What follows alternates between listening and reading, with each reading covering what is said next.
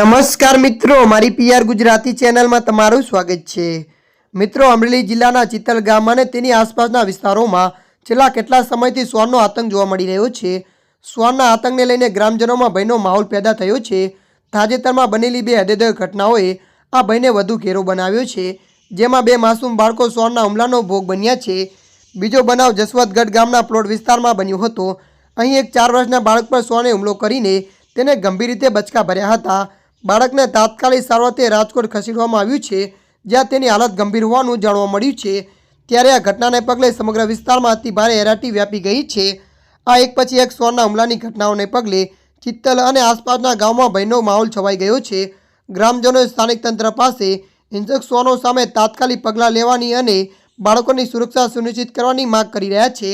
આશા છે કે તંત્ર આ ગંભીર સમસ્યા પર ધ્યાન આપીને વહેલી તકે કોઈ ઉકેલ લાવશે, જેથી આવા કરુણ બનાવ ફરી ન બને। ત્યારે મિત્રો, હાલ માટે આટલું। મળીશું નવી અપડેટ સાથે। જો તમને અમારા વિડીયો પસંદ આવે, લાઇક, શેર અને સબસ્ક્રાઈબ કરી નાખજો। ધન્યવાદ।